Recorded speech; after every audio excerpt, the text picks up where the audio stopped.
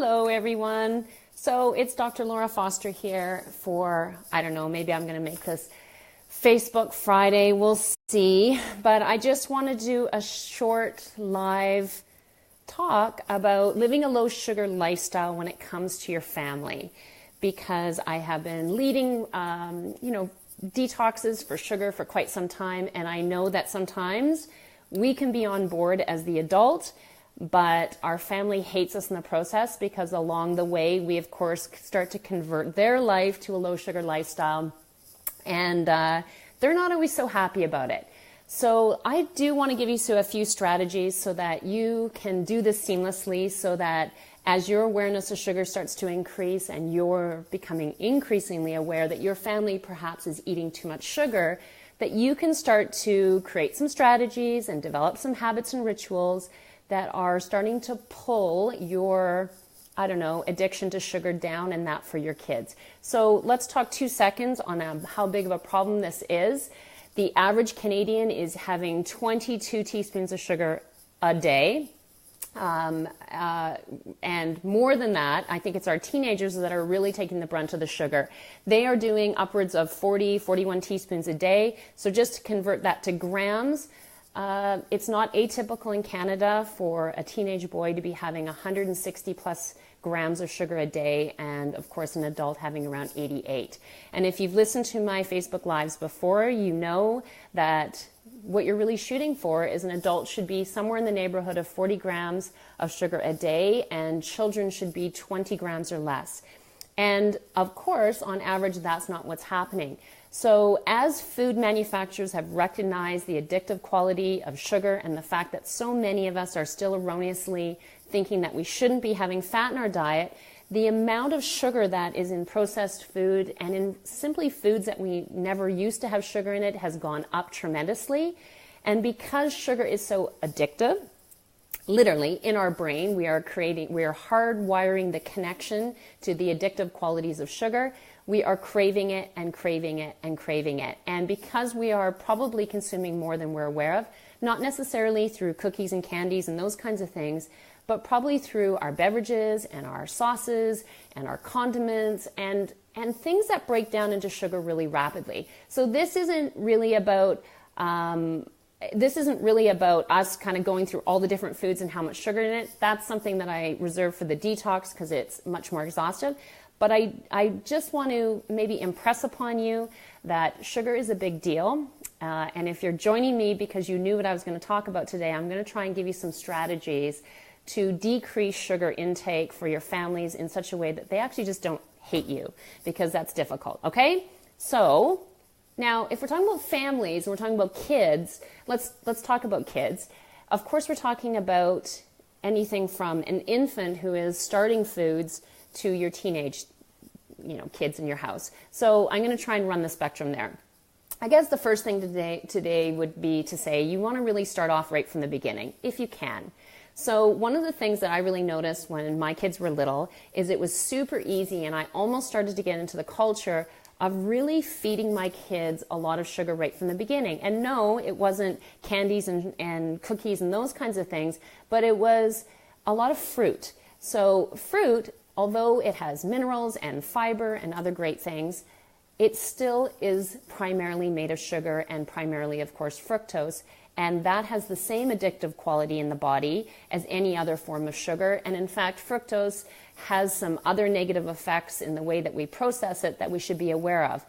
And so sometimes our best efforts in terms of giving kids a lot of fruit because it's sweet and tasty is we're also starting right from the very first days, we're starting to hardwire that brain addiction to wanting things to be that sweet all the time. And so they start craving it just like we do as adults. So I guess I would say, vegetables are the things that we should primarily start our children with. If we, they don't have these connections to whatever you think about vegetables. A lot of adults have negative association with vegetables, but the reality is kids don't have that. We teach that to them very quickly and early on in life, by, really getting their body used to eating certain foods. So if you are conscious and aware of starting with a significant level of vegetables right from day one, you're going to avoid a lot of the issues. Now, when kids go from, eating very much spoon-fed food to feeding themselves, the other thing that we sometimes erroneously do is we get into the habit of giving them air snacks. I know life is busy. I'm not immune to that. I know that it's difficult when we feel like we're, rushing here and we're going there. We try and think of things that we can feed our families on the go. So, this is going to be a big bulk of what I'm talking about today, but it's the granola bars and it's the cereals and it's the crackers and it's those nibbly foods that we quite often give kids when they're really young, and not just really young, but even school-age kids that have such high levels of sugar in them, or they're very bread products, they're very bread-oriented, very starchy, and of course those break down into sugar really, really rapidly. So between the fruit and the fruit juice and the air snacks, and I say air snacks because a lot of times, when we eat the crackers and we eat the granola bars, they might satisfy us for a short term, but they also plummet our blood sugar after. So moving into some, a real, what I would say, grounded diet significantly changes that. Okay, so number one, be just really mindful and conscious of starting it off right from the beginning and building in a culture of real food and trying not to always give such processed foods right from the beginning. Staying away from so many cereals is also a really great strategy right off the start. So when you are trying to increase the level of vegetables that you want your children to eat, I would say for any of us, feed them that when they are the hungriest.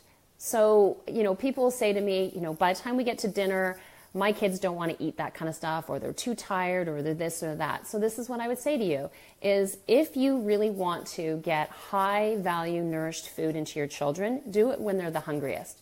So when I had babies, that meant that, I fed them a lot of vegetables at their breakfast. They don't know that other kids are eating toast and cereal and those kinds of things. So I would give my kids veggies for breakfast, because when they woke up in the morning, they were starving and they were much more prone to eating it then.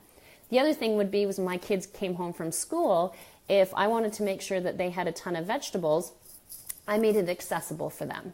So the first snack when they got home after school would be a plate of a variety of different things, with the bulk of them being those high nutrient dense foods that are very low in sugar. Of course, I gave them a ton of different vegetables, and I would have hummus or black bean dip, or I would make homemade guacamole with it so that it was really appetizing. I would serve it nicely. Do you always have time for this? No, you don't. You don't always have time for this, but in those days and the weekends and in those times when you can create that kind of culture around your food, you want to do that. You, of course, can get really nice containers and packages that, if you're sending those foods with your children, then put them in. I love bento boxes. I like different types of lunch boxes for your kids that separate all the food out so that you can give them a little bit of this and a little bit of that, instead of it being, a granola bar and a package of this and a package of that and a package of this and a package of that.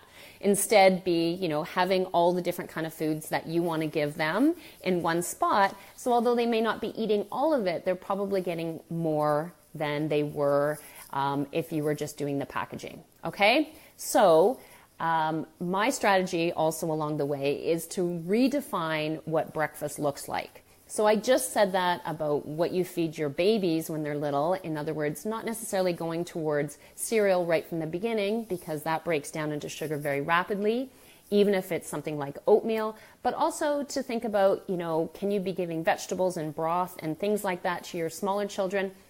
I have teenagers, so I can definitely tell you that eggs is a big thing in our house. If you properly source your eggs and you are getting organic eggs, then definitely feed them eggs. It's such a great thing to give kids, and for yourself for that matter.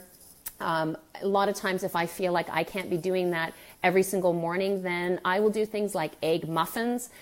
It's something that I give a recipe out of my detoxes, because this is such a simple thing that I can do on the weekend, is I can make an entire tray of really like a muffin, but it's made more out of, or a frittata almost. And it has sauteed vegetables and different things. Super, super simple. It takes me 20 minutes to make, and I end up with an entire dozen of these egg muffins. And those are something that I'll give to my kids. The other thing that we'll do is I will make almost like a healthy egg casserole that has, again, sauteed vegetables to make them really tasty, or I'll put roasted vegetables in them.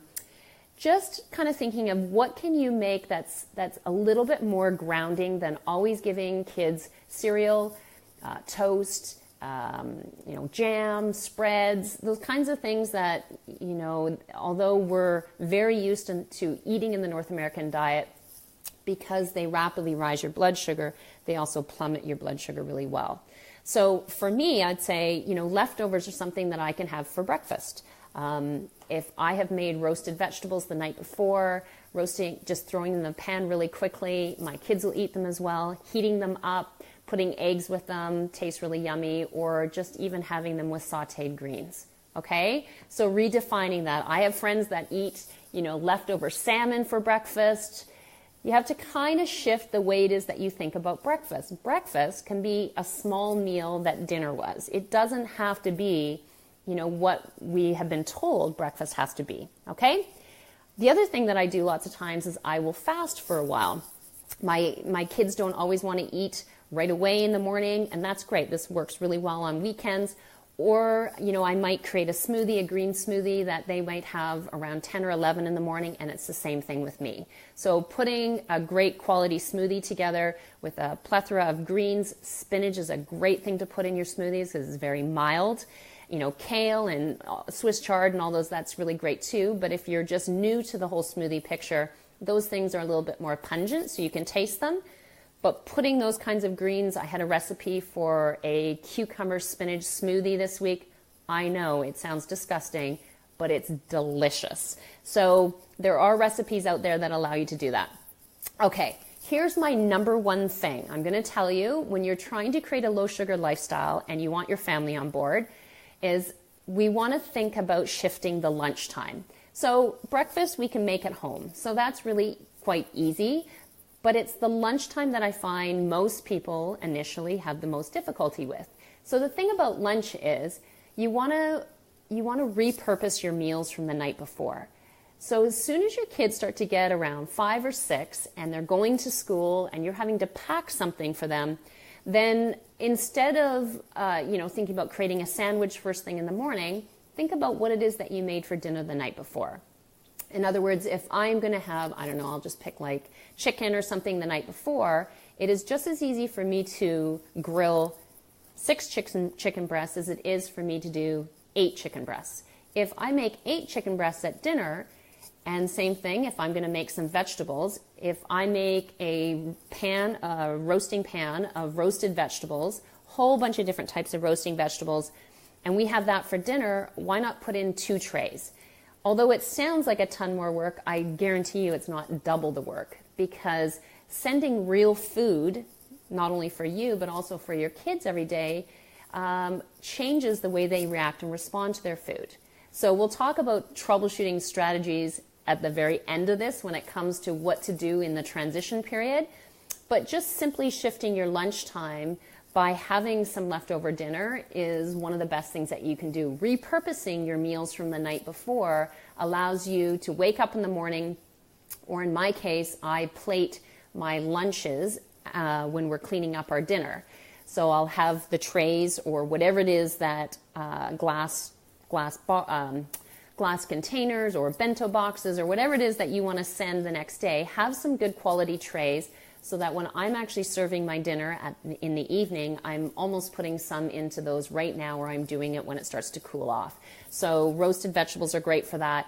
Another nice thing about that is when I make a salad for dinner one night, I will double or triple the size, and I call it a dry salad. So I won't dress it. I'll just leave it as is. If I'm cutting up 2 peppers to put in the salad, why not cut up 4? Make a massive salad.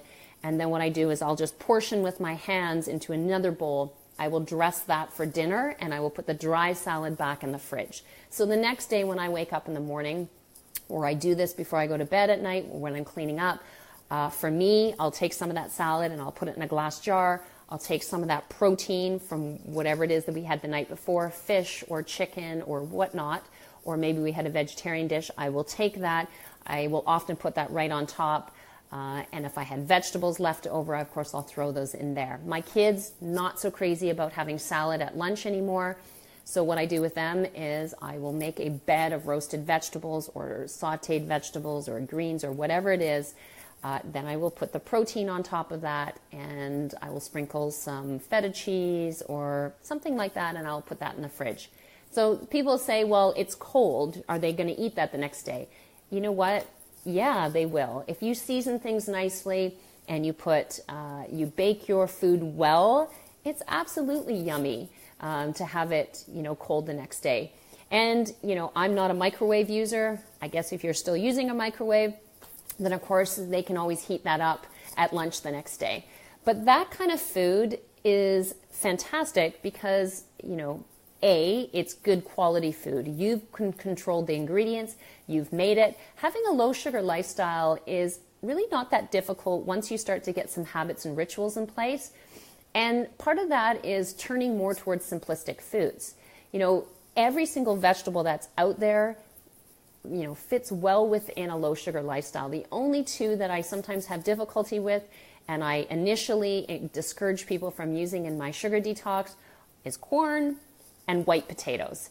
And that's because those two things are very starchy and they rapidly turn into sugar, but also because we like to eat, for example, potatoes a ton. And so, because we're always turning to potatoes in our meals, then we're not choosing the other vegetables. So I challenge people in the detox to take those kind of out of their repertoire for a while so that they start roasting Brussels sprouts and they start, cooking with different vegetables than maybe they haven't before. And they start to recognize when they start to, sensitize themselves to sugar again, that there's so much flavor in a lot of the vegetables a lot of us don't choose.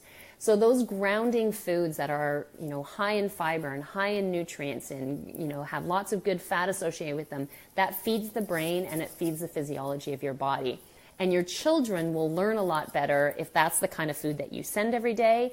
And because you're sending it with them, you should be sending it with yourself so that you're less encouraged to eat out. You have less of a crash mid-afternoon. You don't start jonesying for maybe a soda pop or a candy bar or what I call a granola bar that's pretty much like a candy bar and all of those kinds of things. So Tanya, you asked me about Yukon Gold potatoes. Are they considered white potatoes? Yes. I mean, for all intents and purposes, a potato is a potato is a potato. I would say if you are going to use potatoes, then go to sweet potatoes. Some people would argue that there's still sugar in sweet potatoes and there's still starch, and that's true. That is true. However, sweet potatoes have, they're much higher up the nutrient scale than any other type of potato. So, for example, if you're making a shepherd's pie, you would normally put mashed potato on top. I say, why don't you just put mashed sweet potato? If you are transitioning your family, do half and half, right? Do half and half. If you're somebody who already lives a low sugar lifestyle, then having a few potatoes here and there, of course, is not a big deal because it's in the context of every day, every week, every month in your entire lifestyle. So some of these recommendations I'm making, recognize I know that we're all in different phases. Some of us have never been considerate of sugar really in any way other than junk food. And so, we're very, very, very primed to sugar right now. And so truthfully, the recommendations I would make specifically for you, if you were in the detox or you and I were having a conversation, that might be different than somebody who's already lives a fairly low sugar lifestyle. Maybe there's a few things they're unaware of. And they are cleaning that out of their diet. So, just recognize that there's a bit of a gradient. The other thing I would say is, I'll say to people, vegetables are one of the things that you want to go towards in the detox. And people don't have a good association with vegetables for various reasons. But one of the reasons I think is because you're buying crappy vegetables. You're buying poor produce. You're not shopping well for the things that you want. And that's the case. And so it tastes terrible. So here's what I would say. Upgrade the user experience. Buy vegetables that are high quality. Yeah, you're going to pay more for it. But also recognize that the food in your body is a form of healthcare, in my opinion. what you do and what you feed yourself and what you hydrate yourself with on day in and day out has more to do with all those little choices. And so buying high quality supplements and then giving yourself a base of crappy food is counterintuitive to me. Why not flip that around? And I would say for now, forego the supplementation and invest back into the things that you feed yourself every day. I guarantee you're going to get more bang for your buck there. And once you are doing as much as you can with that, then okay, go ahead. A supplement is that. It's a supplement to the lifestyle that you already lead. So buy better quality vegetables. I love in the summer, do a farm box from one of the local organic farms or the local farms. Of course, that food's going to be higher in nutrient value. And it hasn't come all the way from California. So, it's going to be tasty and you're going to notice the difference. When that's not available, then go to the grocery stores that actually take the time to source proper vegetables. You'll notice the difference and you'll feel better with it. Okay? So bulk cooking is definitely something that I would recommend. Now, let me tell you what I do with my kids. So keep in mind my kids are 15 and 16, so this may only partially pertain to you, but it might give you some ideas. One is breakfast for us is something that I invest time in. So yes, it means I get up a little bit earlier in the morning. For goodness sakes, if you have a 15 and 16-year-old like I do, you're going to want to teach them how to cook themselves. So these are, this is a skill like anything else that we teach our children. Always making our kids food does not do them any, it's not great for them over time because when they get out in the real world, then they don't know how to do it. And starting right off from the beginning where you're starting to teach them some of those life skills and allowing them to have success in the kitchen is a benefit for them. They'll get more ingrained in the process for one. But having said that, if this is just something that you're starting to do, I would say, give this to yourself and start your day off with a solid breakfast. So, for those people who like to make smoothies for your family or pack smoothies that you make in the morning to take with you in the day. Stay away from too much fruit in your smoothie because that's where your sugar intake is going to go too high. We talked about that last time and there's some recipes that I can give you with that. But starting off, I'll make a frittata. Sometimes I make it the night before and it's something I can heat up in the morning or the kids can heat up, or we make scrambled eggs, or we make some sort of mash, whatever. Just make something solid in the morning that's actually food and not just based on bread or bread products.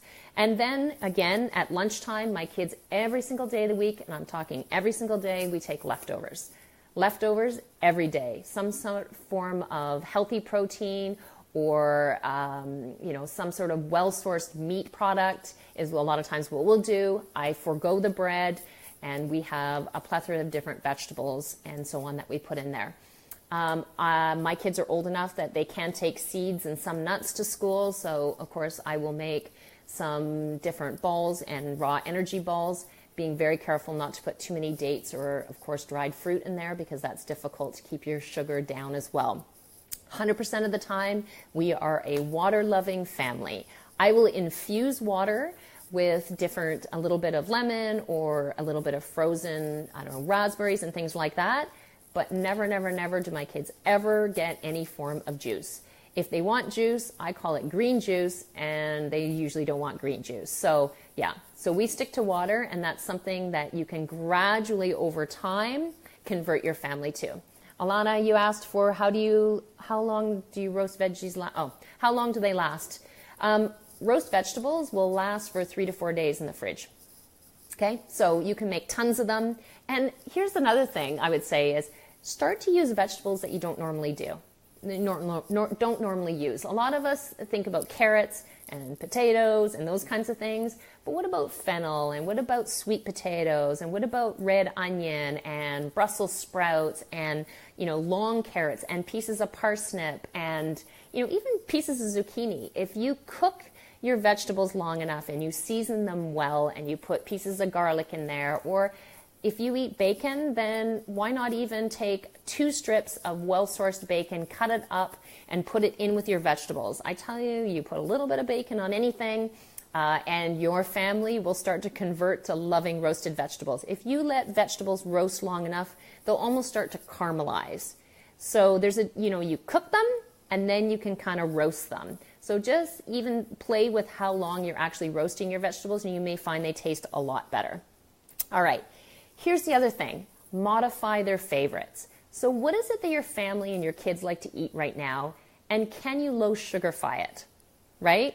So for example, for one, make your own sauces. If it's something that you're making that's based on a sauce, take a look at the ingredient label to make sure that it's not filled with all sorts of artificial chemicals and so on and tons of sugar, and see, can you actually can you vary it yourself? Go on the internet or so on. Now that you know how to read a nutrition fact label, you know that 4 grams is 1 teaspoon of sugar, and that you as an adult are trying to keep it to 40 grams or less, your children to 20 grams or less, then you can start to look at how much sugar is in each ingredient, and you can start to make sauces and so on yourself. So, if you look at you look at a recipe that you make all the time, can you make some small upgraded substitutions so that whatever it is that you're making is higher quality and lower sugar? And just to kind of back up, Tanya also said that she makes her shepherd's pie with roasted or with cauliflower on top, which is so great. And I don't mean like chunks of cauliflower. I mean, she probably steams it and mashes it, and then she puts it on top. And cauliflower is one of those great things. I'm telling you, if you don't roast cauliflower. Not until the cauliflower is cooked until it's white. I mean till it's cooked until it's slightly brown. Put some coconut oil on it or some avocado oil. Toss it with some salt and pepper. Put it in the oven. It is delicious. I'm telling you, my whole family will eat like an entire head of cauliflower at dinner if I give the chance. Okay? So changing and modifying their favorites. The other thing is, if I have kids friends that come to my house, I know that they probably are used to eating a certain way, so I will even do things like, a giant big chicken Caesar. So I'm still giving, I don't love Caesar salad, especially the traditional one. I don't think it's so full of all the right things, and it's only lettuce, so it's not really a salad, it's really just lettuce. But you can make it better. So here's an example of how to low sugar lifestyle something. So I will take romaine lettuce, I will make a giant bowl of it, and I will make my dressing out of a tremendous amount of lemons, and of course garlic, and a little bit of apple cider vinegar, and of course a whole lot of olive oil. And I will hand whisk it until it's pretty frothy, and I also put salt in it. Sometimes I'll put a tiny bit of anchovy paste, but none of that has sugar. Very, very, very, very little sugar naturally occurring in lemons, so it's really delicious. The other thing I'll then do is I will roast chicken and make sure I don't overcook it so that it's really super juicy. And I will throw all of that together in with the romaine and the dressing, and then I will take a little bit of raw Parmesan and I will also put that on top. So is that is as good as maybe a green salad? No, it's not. But the point is that life is meant to be fun. And it's okay to take some of those tried and true recipes that you use all the time and still have fun with them. I'll do chicken wings sometimes. I will go ahead and I will source proper chicken so that it is also, raised properly, not grain-fed, but actually raised on the things that chickens are supposed to eat so that it's higher in the appropriate kind of fats. And I will take a sweet paprika rub that I make at home. It's in my detox, and I will put that in and I will roast those. If I pair that together as a treat with, say, some sweet potato wedges that I've made and salad, I think that that's fantastic. So there are ways, especially as you're transitioning your family, to take a little bit of what they're used to and zhuzh it up a little. But here's what you do not want to do. This is the part where you're going to start to create a low sugar lifestyle without your family hating you. Please, please don't announce to your family that they can't have sugar anymore. Everybody hates being told what to do, and nobody likes to feel like they're being deprived. So you want to be a little bit strategic when you do this. So you want to do it with love, and you just want to casually start to make some transition. So for example, if your kids are used to having a big, giant thing of apple juice every day, who's going to know if maybe a third of that now becomes water? Or you start giving them half of the amount that you used to, and you just start gradually pulling it out. Here's the reality. Their palate will change. Your palate will change. If you're used to eating a certain amount of sugar, you have primed your body up to that. It's called a bliss point. Food manufacturers understand that if you have sugar often, you start to hardwire that addiction and you start to crave more sugar. You probably know this because when you have decided to even just take something like bread out of your diet, what do you want for the first 48 hours? You want bread, and then you want bread, and you want bread, and you want things that look like bread, and you want things that taste like bread, or some sort of other carbohydrate. Why? Because those types of carbohydrates tend to break down in sugar quickly or have lots of sugar in them, and your brain's aware of that.